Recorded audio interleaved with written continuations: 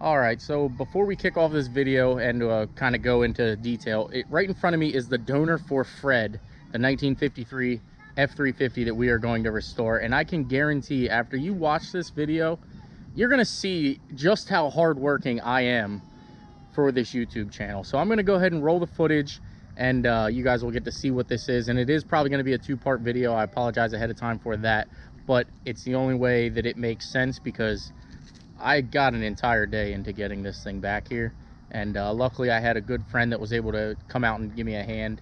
So Scott, I appreciate you. So I'm gonna go ahead and roll the footage from today, and if you hear me say thank you Scott 100 times, it's, you know, because I really do appreciate people that help out. So roll the footage. Man, I want the world to know just how much I love the Bruce Project. Freaking, I mean, look at that thing. It's just freaking massive.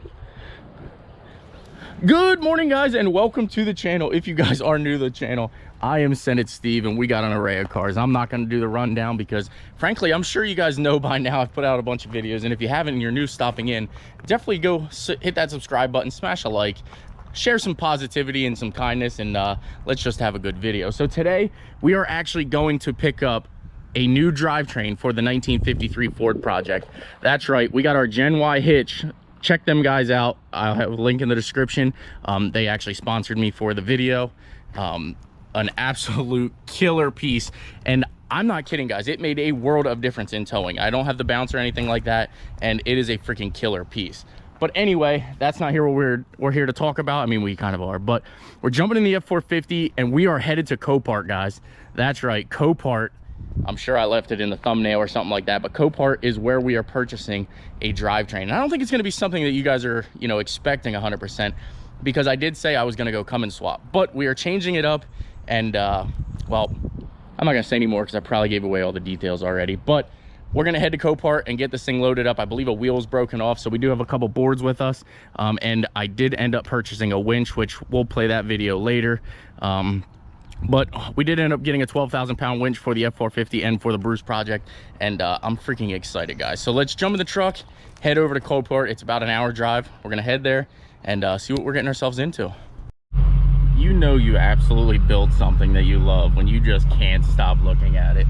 I mean, I literally catch myself staring at you all the time, Bruce. Never thought I'd say that I love a guy, but I love him. I love you, buddy. I'd say Budweiser doesn't mess around with their racehorses. I mean, there's two there. We got one in front of us turning in, and they got themselves a transit van full of people. That is freaking cool, guys. Well, plug and chug. Alrighty, well, we have arrived, and I really have no idea where I'm going or what I'm doing, but looks like everyone's parked this direction, so we're gonna come up here and probably move sideways and see if we can't get loaded up. Man, do I absolutely love 6.0s. I have no idea what it is about them, but definitely interested. Maybe we need a 6.0 or a 7.3. Who knows? Normally, they'd go in and grab what you got and bring it out on the big old forks here on the tractor, but because what we're buying is so big and so heavy, I actually have to go in and I gotta winch it out myself. So not a big deal. I kind of expected it. I was kind of told that I had to do that, but I was hoping that they would, you know, at least try. Look, they got everything: a jet ski, quads, Jeeps, Camaros, a little bit of everything down here, that's for sure. Look, there's a 6.4. Oh yes. Well, we're gonna keep going. Oh, I see it. I see it. And with that, guys, I'm gonna leave you to this right here because I don't know if I'm ready for you guys to see it yet, but we're here. All right, so as you can tell, we are getting an E450 van with a 6.0 Power Stroke in it. Now, as you can tell, it is a long truck, and it's definitely been flipped over or wrecked of some sort. No idea, but we want it because of this 6.0 Power Stroke diesel. I am freaking pumped, guys. So I'm gonna go ahead and show you guys how you can winch something like this up by yourself. As you can tell, I'm out here all by myself, and they can't pick up anything that's medium or heavy duty. So we had to think about it, and I've done this a million times, so I kind of know how to do it. So basically we got two 4x4s, which will pretty much secure the weight. And then I brought a plate that I have that I had used many times. This is actually the heaviest thing it's ever gonna use, but we're gonna lay that across. I'll show you real quick, and the winch will just drag it right up on. You don't need a wheel, but you do gotta be ready to work. So let's get it winched up here, get the plate where it needs to be. Do you think this thing will have power even though it's been sitting here for I don't even know how long? Let's maybe it'll drive on the trailer even with the wheel off. No. Well, it was worth a shot, I guess. Alrighty, like I said, the 4x4s go down, you put the plate on top. I got the winch obviously here, and it will pull it right up on. Now hopefully it will stay on this plate. If I have to, I will ratchet strap it to the plate, but normally 9 times out of 10 it will just glide right up with this plate. The plate will move with it, because a ball joint nut or something will catch a spot on that metal and end up dragging it. So let me go ahead and lower the jack down, and we're gonna start winching.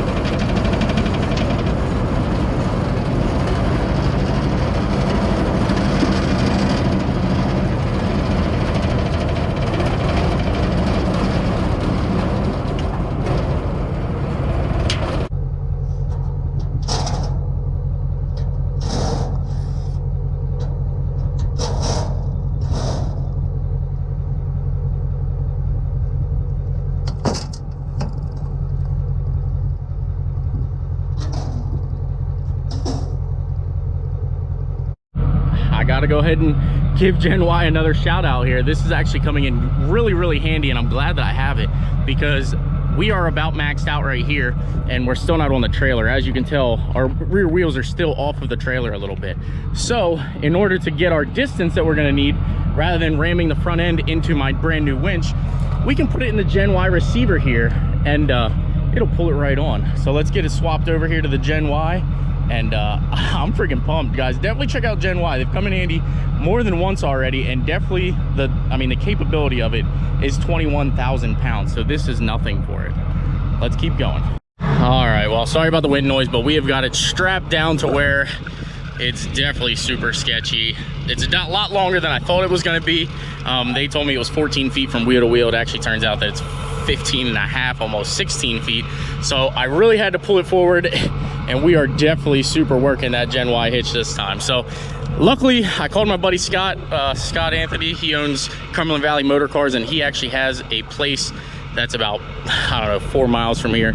I'll drive it 4 miles, but if we had to go home, I would drop it and call a tow truck. There's no way I would actually chance driving this on the highway or anything, but he's 4 miles up the road, and well, let's go get it over to his place, and we'll start assessing damage at a later date. But this is definitely by far the sketchiest tow I've ever done, ever in my entire life, and honestly I don't feel safe doing it, but I gotta do what I gotta do. I'm here now. All right, guys, well, I'm gonna make the executive decision. You can tell it's definitely way too low on this side, and on that side it's hitting. So we're gonna end up buying this trailer off of Danny one way or another, because this is definitely sketchy. Now, this is why you don't tow with a big jacked up lifted truck, because obviously I don't have enough drop here. I'm down on the farthest setting. This Gen Y hitch is doing amazing, and it definitely makes the tow a lot easier.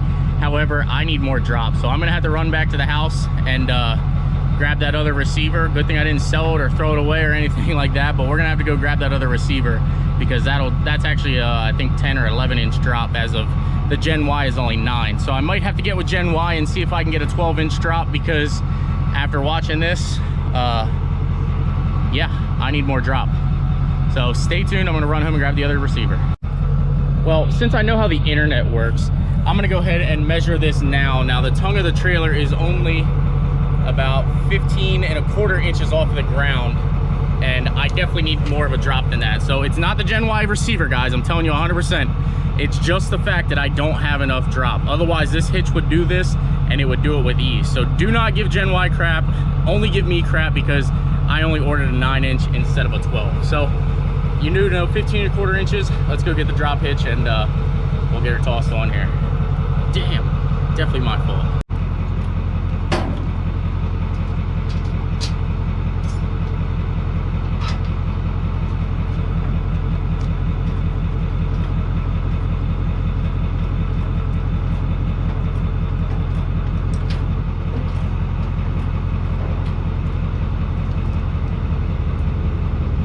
Well, we're still going to utilize the Gen Y receiver, but this should get the job done. Let's get backed up to it. We have got our drop that we're going to need so it doesn't scrape, and when you guys see that mark, it is just a rock that's scraping. That was not the mark from Danny's trailer. That was, in fact, a rock, guys. So, Danny, I know it looks stressful, but it was just because we were dragging a rock. So the mark that you see is 100% a rock. So let's get it all strapped up. My buddy Scott came over. We are actually going to take it to Scott's house, because I can't take this too far to mine. Scott only lives like 4 miles up the road, and yeah, it's going to be better to go to his house than mine. Alrighty, guys, we are sitting right about 9 inches and probably about 5 inches off the ground at this point, but this should get us to Scott's house, and it's definitely been one of the most sketchy adventures I've ever been on. At least with towing, that is. Holy cow. So Gen Y was able to help us. Actually, it came in handy because it drops us another, slot. So huge shout out to Gen Y again, and let's keep plugging and chugging. Oh yeah, that's certainly a heavy girl there. I want to venture that it's heavier than the 9,000 pounds that I was told that it is. But we're gonna plug and chug, and we're gonna take it easy, and 45 stay alive. Scott's house is only 4.3 miles up the road, so I really appreciate it, Scott. Definitely check out, he owns Cumberland Valley Motor Cars. I will put a picture of his business card up on the screen now. Definitely check him out if you need a diesel truck or any cars, anything like that. Scott is the man. He can find anything. If you don't see it on their lot, they can find it for you. So plug and chug, let's hit the road. Ooh. Well, we have made it, and again, it was actually like 3.7 miles, so it actually wasn't that bad of a trip. Nothing shifted or anything. We definitely went ahead and strapped down as much, but man, I did not realize how heavy this thing actually was. I did not anticipate it to be that heavy, this big, and I think I made a mistake. I'll admit, guys, I for sure made a mistake. So I think what we're gonna do is try to get the bed and everything off, and then I might just take their cabin, the rest of it home. Not really 100% which way we're gonna do it, but I'm gonna talk to Scott here. Again, thanks again, Scott, for letting me bring it here and kind of storing it. And I know I got to get it out of here sooner or later, but Danny, again, I thank you. Slow Restorations, definitely check him out. We will be purchasing this trailer after all, because we just beat it up. But let's get her figured out what we're gonna do, and I'll touch back up with you guys in a minute. For right now, it costs money. All right, guys, so we got it back here, and as you did say, it towed fairly terribly, but I would have never done that with a single wheel truck. There's no way in heck. The sidewalls are too weak, and it was definitely swaying left and right. I didn't even record it because I was definitely sketched out. But we're going to end this video here. Scott and I are going to jump on it. I will have an update video for you later on this week. as to what we did here to get this back to my house. But as of right now, this is where it's going to be for a few hours until we get a plan figured out of which way we actually are going to take this. But I can guarantee you that drivetrain is going to be freaking sweet in the 53. So there you have it, guys. If you like the content, please smash that like button. Please subscribe. And let me know down in the comments down below, who's excited that we're going to put a Power Stroke in the 1953 Ford F-350 build. All right, guys, take care, and I will see you in the next upload.